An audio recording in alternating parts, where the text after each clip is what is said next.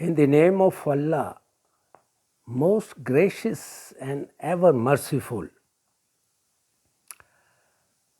میں خدا کے نام سے شروع کرتا ہوں جو بہت ہی مہربان اور رحم کرنے والا ہے۔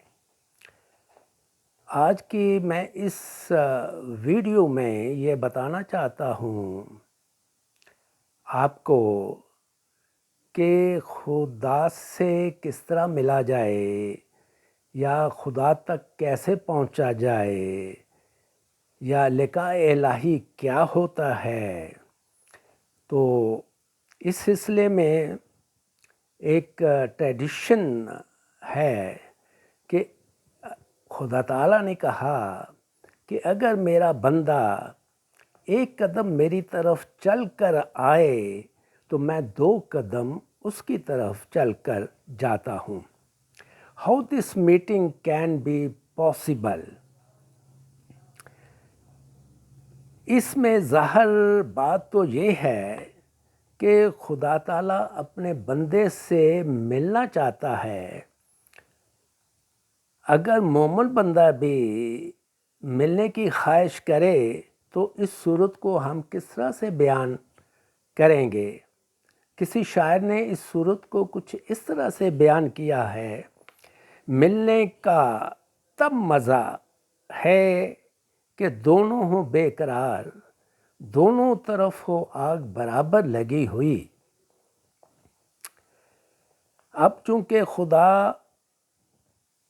بندہ خدا تعالیٰ سے ملنا چاہتا ہے تو اس لیے بندے کے لیے بہت ضروری ہے کہ انسان پہلے اپنی جو سابقہ ماضی میں کوتاہیاں ہوئی ہیں ان کی صفائی کرے۔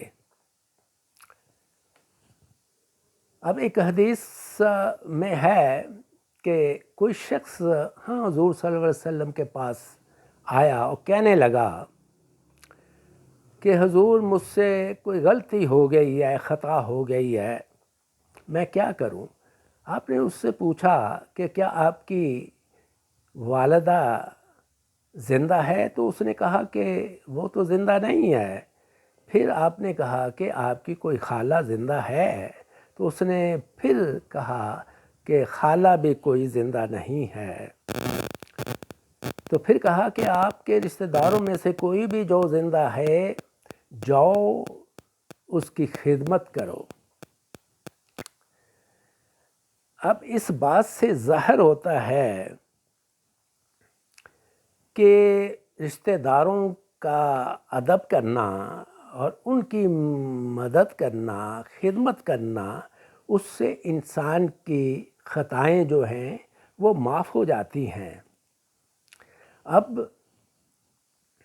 یہ خدمت کرنے سے پہلے یہ 3 چیزیں بہت ضروری ہیں کہ اگر انسان خدمت کرنا چاہتا ہے تو پھر اس کی نیت میں اخلاص موجود ہونا چاہیے، اور دوسری بات پھر اس کے اندر کوئی غفلت نہیں آنی چاہیے، کوئی سستی نہیں آنی چاہیے اس کی خدمت میں، اور تیسری بات یہ ہے کہ بات کو سمجھنے کی اس میں قوت ہو یا لیاقت ہو، استعداد ہو کہ وہ بات کو سمجھتا ہو۔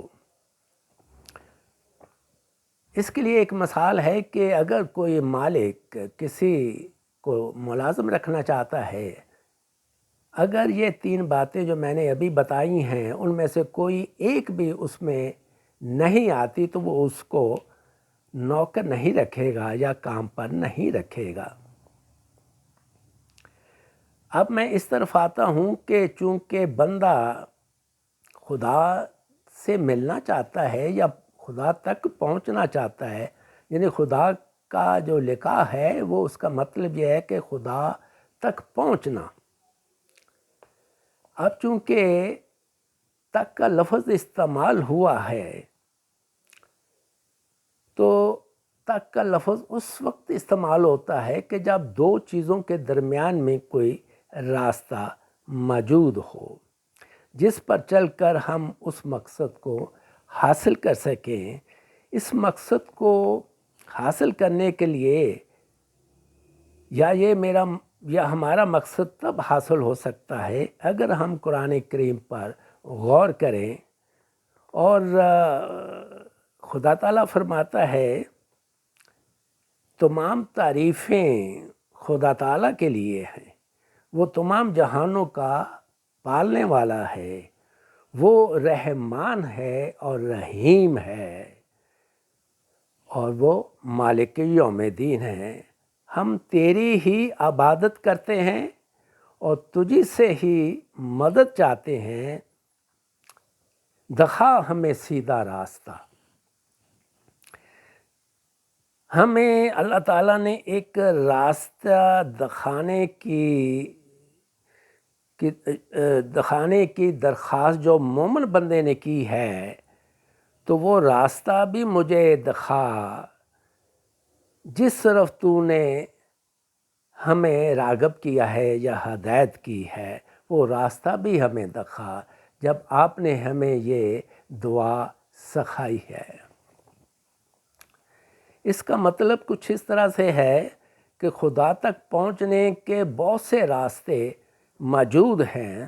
اللہ تعالیٰ فرماتا ہے جو لوگ ہماری ملاقات کے لیے کوشش کرتے ہیں، ہم اسے یقیناً اپنے تک پہنچنے کے راستے بتا دیتے ہیں، مگر سب راستوں میں سے مکمل راستہ جسے ہر شخص آسانی سے سمجھ سکتا ہے، اور وہ راستہ وہی ہے جو سورۃ فاتحہ میں بتایا گیا ہے۔ عقل کہتی ہے کہ جب خدا تعالیٰ نے راستے کے دکھانے کی دعا سکھائی ہے تو پہلے راستہ بھی بتایا ہوگا، تبھی اس کے بعد یہ دعا سکھائی۔ اب اس راستے پر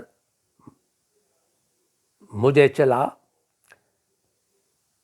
اگر ہم سورۃ فاتحہ پر غور کریں تو ہمیں معلوم ہوتا ہے کہ جو 4 صفات بیان کی گئی ہیں،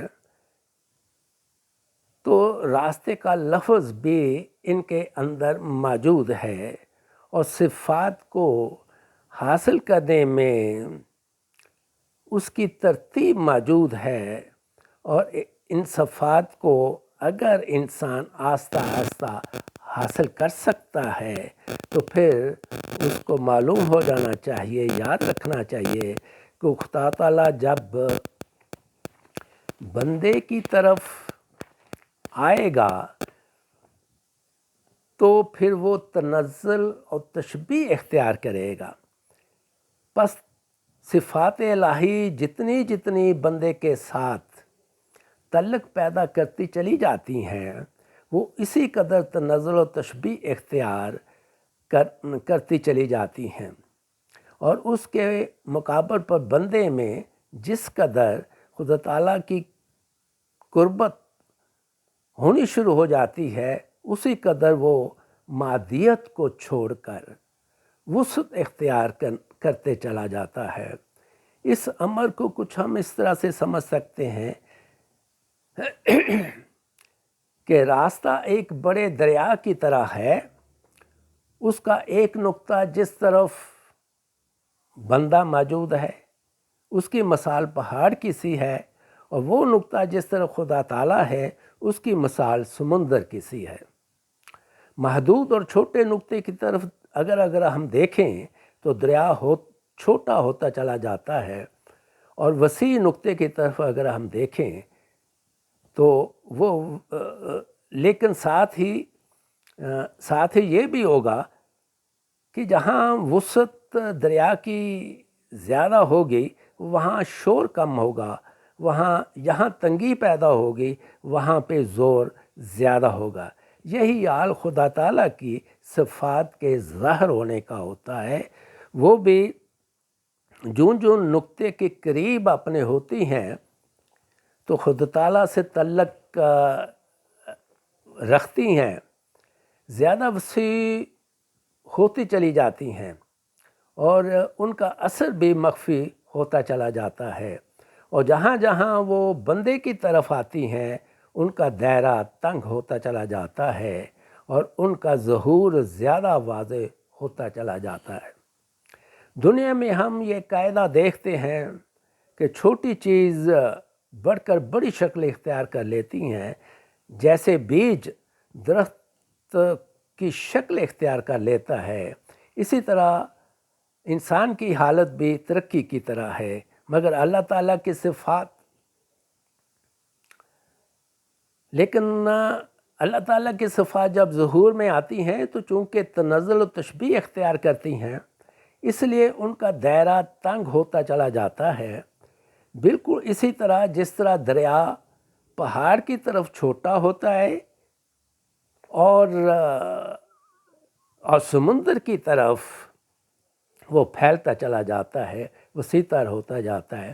اس کو ہم اس طرح سے کچھ سمجھ سکتے ہیں کہ لاکھوں میل سورج جو ہم سے دور ہے، لیکن جب وہ ہماری آنکھ کی مناسبت سے ہمیں ٹکیا کی صورت میں ہمیں نظر آتا ہے، سورج کی روشنی 8 منٹ لیتی ہے زمین پر پہنچنے میں، تو جب ٹکیا میں نظر آتی ہے تو اس 8 منٹ میں سورج جو ہے وہ تو کئی میل آگے چلا جاتا ہے۔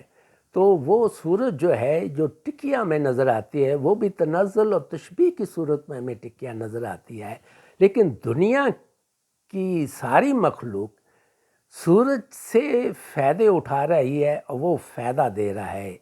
مخلوق خدا کے لیے دن رات وہ اپنا کام کرتا ہے۔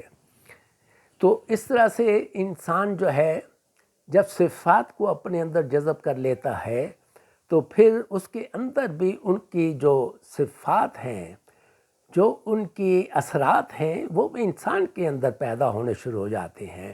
تو اس طرح سے بندہ جو ہے وہ خدا تعالیٰ کی صفات کو جذب کر کے خدا تعالیٰ کی قربت میں چلتا چلا جاتا ہے۔ وہ انسان یہ گمان میں نہیں کر سکتا کہ کس قدر خدا کی قربت میں انسان جا سکتا ہے۔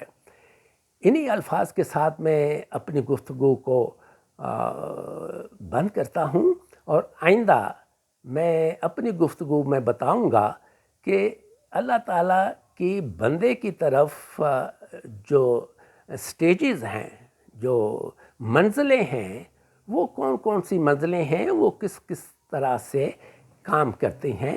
آپ کا بہت بہت شکریہ۔